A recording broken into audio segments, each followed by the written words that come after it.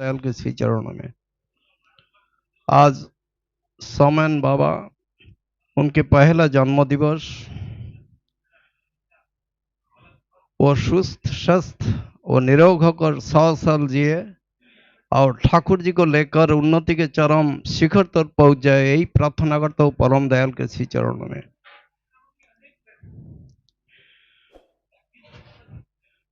ठाकुर जी बोले सत्संग एक प्राण जैसा चीज है, इसमें सत्संग में मन और प्राण दोनों ही ऊर्ध्वमुखी होता है। ये सत्संग है स्वर्ग तक जाने का सीढ़ी। आप सत्संग में आते हैं, 1.5 से 2 घंटा सत्संग होता है। अब आंख बंद करके जरा उपभोग करो तो ऐसा लगेगा जो ठाकुर जी और मेरे बीच में मेरा परिवार के कोई भी नहीं है। ठाकुर जी और मेरे बीच में मेरा अर्थ धन संपत्ति कुछ भी नहीं है, सिर्फ मैं और ठाकुर जी, मैं और ठाकुर जी। इसीलिए हम प्रतिदिन सुबह शाम प्रार्थना में बोलते हैं सत्संग मही देव नहीं तो, सत्संग मही देव नहीं तो, मुझे प्रतिदिन सत्संग करने का मौका दो।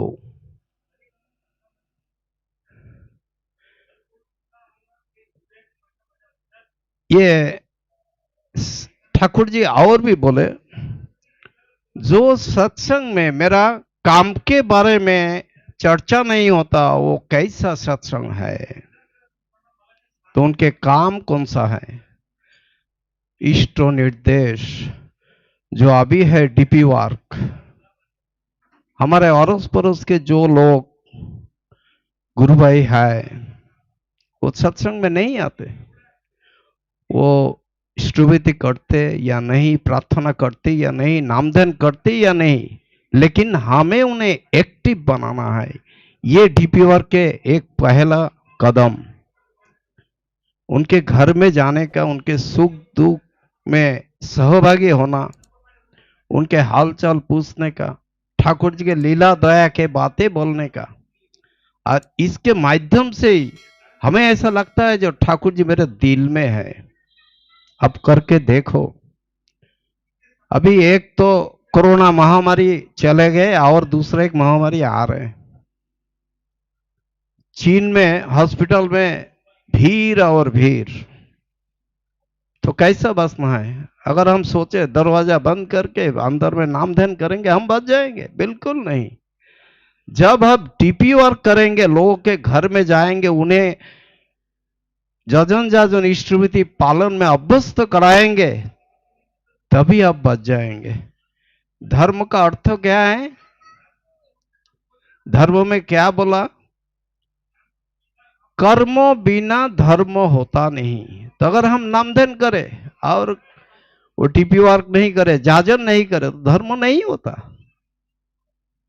वो हमारे नरक के पथ प्रशस्त करता है। इसीलिए ठाकुर जी ने बोला कर्म नहीं चिंता सत पत्थर निर्मित नरक पथ। ये हमें इसीलिए डीपी वर्क के लिए हमारे आचार्य देव बार बार बोलते हैं आप आपके पड़ोस के गुरु भाई के घर में जाओ। अभी तो ऐसा बोलते जो उनके घर में ही सत्संग करो। अगर गुड़ है तो गुड़ से ही होगा, खेती के खीरा है तो खीरा से ही सत्संग होगा। लेकिन करो वो सत्संग से, वो तो आते नहीं, लेकिन उनके अंदर इष्ट प्राणता जाग जाएगा। ये मां सीता के पिता राजा जनक, उनको भी सत्संग के बहुत ही मतलब नेशा था। वो ऋषि के आश्रम में जाते थे, सत्संग करते थे। तो एक बार राजा जनक के राजसभा में 3 सन्यासी आए। उनको राजसभा राजमहल के बाजू में एक कोठी है, वो कोठिया में उनको रहने दिया। अब वो लोग आए ऋषि के आश्रम में सत्संग करने के लिए। तो लोग पहुंच गए, पहले पहुंच गए। तो राजा जनक गए। अब वो तीनों सन्यासी ऋषि को पूछा जो ऋषिवर सत्संग कब चालू करेंगे? बोले थोड़ी टाइम भी करेंगे, राजा जनक जब आ जाएंगे चालू कर देंगे। अब इनको ऋषि और सन्यासी मन ही मन सोचने लगा, बोले ये राजा जनक से कुछ उनको पैसा वैसा मिलता है, इसलिए उनके आने के बाद ही करेंगे। अब वो ऋषि सुन के उनको बहुत ही अच्छा नहीं लगा, तो बोले ठीक है, आज सत्संग में इसका परीक्षा लेंगे, सत्संग कौन मन प्राण एक करके उपभोग करता है, आज परीक्षा हो जाएगा। थोड़ी बाद में राजा जनक आ गए, सत्संग शुरू हो गया। सत्संग शुरू होकर आधा घंटा हो गया, तो ऋषि के एक सेवक आके राजा जनक को बोला, राजा राजा को बोला, जो राजमहल में आग लगी है। तो राजा जनक बोले, आग लगी तो सैन्य लोग काम कर रहे हैं ना, उसे आग बुझा रहे ना। बोला हाँ वो तो काम कर रहे हैं। बोला मैं सत्संग सुन के नहीं जाता। तो वो सत्संग सुनने लगा। अब वो राजा जनक के बाजू में ही तीनों सन्यासी बैठे, वो क्या बोल रहे नहीं बोले सब सुने वो लोग। फिर आधा घंटे के बाद वही सेवक आए ऋषि के और बोले, आग राजमहल के अंदर तक चले गए, आपके कक्ष तक चले गए, अगर कोई जरूरत क्या इंपॉर्टेंट चीज वगैरह है वो तो निकलना पड़ेगा आपको। बोले नहीं मेरा कोई इंपॉर्टेंट चीज नहीं है, मैं नहीं जाता सत्संग छोड़ के। सैन्य लोग काम कर रहे हैं ना, आग बुझा रहे ना। बोला हाँ वो तो बुझा रहे हैं। फिर आधा घंटे के बाद, मतलब 1.5 घंटे के बाद आए वही सेवक ऋषि के और बोले, वो आपके राजमहल के बाजू में जो कुटी है जहां सन्यासी को रहने दिया, वो कुटी में आग लगी है। बस ये बात सुनते ही वो तीनों सन्यासी उठ के भाग पड़े, क्योंकि उनके सन्यासी को ड्रेस जो रहते हैं, एक पहने वाला रहता है और एक दूसरा सुखाने वाला, बस वो सूख गए तो वो पहनते। वो उनके जो ड्रेस जल जाएंगे, इसीलिए वो सत्संग छोड़ के तुरंत भागा। और जब वहां भागा, वहां देखा तो कोई आग बगैर कुछ भी नहीं है। ये है सत्संग। जो राजा जनक कितना मन प्राण एक करके सत्संग के उपभोग करते थे। तो बहुत सालों के बाद राजा जनक मर गए, तो विष्णुदूत आके उनको लेके जा रहा। वो जाते जाते एक दो नहीं, हजारों नहीं, लाखों नहीं, करोड़ों लोगों के आर्तनाद उनको सुनाई दे रहे। तो उन्होंने पूछा ये आर्तनाद कहां से आ रहे हैं। बोले यहाँ पे एक नरक कुंड है जिसमें 15 करोड़ लोग हैं, उनको सजा दिया जा रहा है पाप के।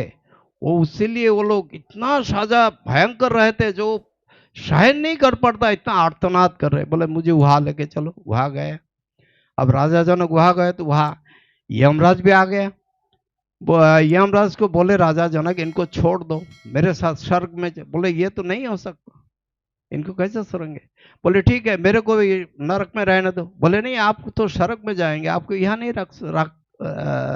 रखा सकते। उसके बाद राजा जनक बोले, जे आप कुछ तो भी बोलो जो इनको लेके हम जा सकते। बोले हाँ एक चीज है, आप जो इतना सत्संग किया उसके जो पुण्य कमाई किया उसमें से अगर कुछ हिस्सा आप इनको दान किया तो इनको हम स्वर्ग में जाने के लिए अनुमति दे सकते। राजा जो बोले ठीक है, हम अनुमति दिया। बस राजा जनक 15 करोड़ लोगों को लेकर स्वर्ग में गया। अब ये जो नरक में जो लोग थे, राजा जनक स्वर्ग में जाके वहां पे भी सत्संग के उपभोग कर रहे, और ये जो 15 करोड़ लोग नरक से आया वहां पे जाके हुम हम का धूम धूम का बस यही नाचा गाना यही चालू था उनके। और कुछ सालों में वो जितना पुण्य था वो खत्म हो गया। फिर वो 15 करोड़ लोग वापस नरक कुंड में आ गए। ये है सत्संग। सत्संग में मन प्राण एक करके सब सुनने का क्या इष्ट निर्देश रहते, वो हमें पालन करना है, वो हमें करना है। एक दिन में कोई आदमी को आप चेंज नहीं कर सकते। जो इष्टविधि नहीं करते, प्रार्थना नहीं, बार बार उनके तरफ जाना पड़ता, बार बार उनको ठाकुर जी की लीला के बाद बोलना पड़ता।